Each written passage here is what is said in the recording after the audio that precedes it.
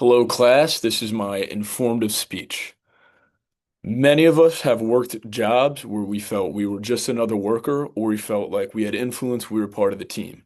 The difference in workplace culture is because of the management and the theories behind them. How managers view their employees affects the performance of the employee. With the readings of Pressbook chapters 1 and 2, the YouTube videos on management theory, and the TED Talk by Dan Ariely, we learned that communication practices change and evolve depending on the manager's approach to the employee.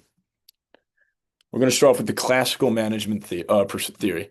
The classical management theory had a perspective of organizations treating workers like they were a system and the organizations were in control. In Pressbooks chapter 2, Frederick Taylor says there was one best way to do a job, and workers simply needed to follow instructions. Taylor's studies were made to measure output and controlling work behaviors. Only communication was top down from manager to employee. No other outside communication was allowed. In the YouTube lecture about classical management theory, it explains how Weber and Fayol added a strict hierarchy to make organizations predictable, which they believed in turn made them more efficient, which they think is the right way to run the business. They think that's the best way to make the most profit. And because of that, the top-down communication workers were starting to lose motivation and weren't engaged. And then that's when the human relations theory recognized that and they shifted their focus from it's not just pay that motivates the employees, but feeling valued and recognized is what truly motivates them.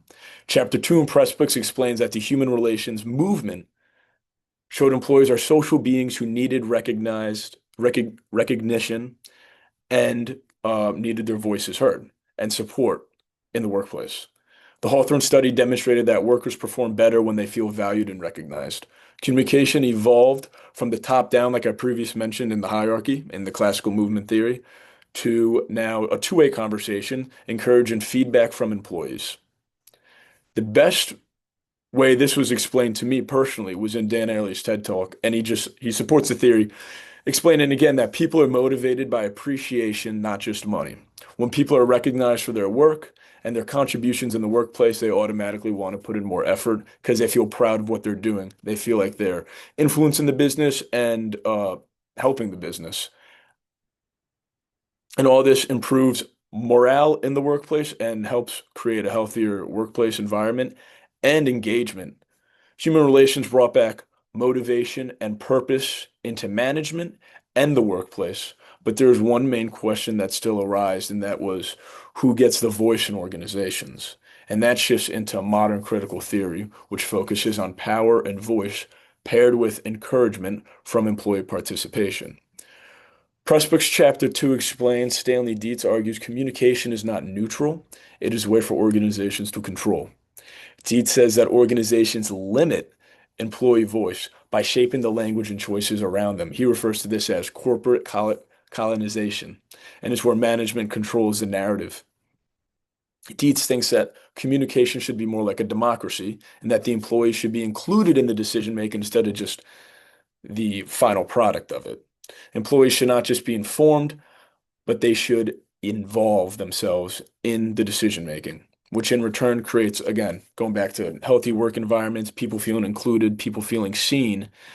And again, it keeps employees engaged because they feel like they're having a purpose in what is being given out. It's not just, again, the top down. It's like the third involvement of top down to two-way.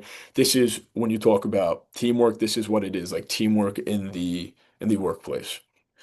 To wrap it all up, in conclusion, we saw classical theory focused on control and efficiency like a top-down hierarchy, as previously mentioned. Because of that, the human relationship movement started, and it shifted the focus on the people and their true motivation, which is recognition. And because of that, that shifted into modern critical theory, which focuses on employee voice and influence.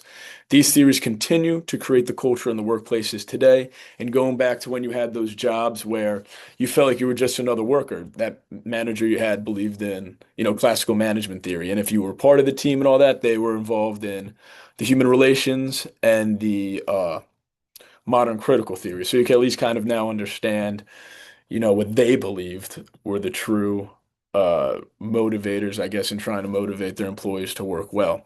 Thank you guys for listening and have a great night.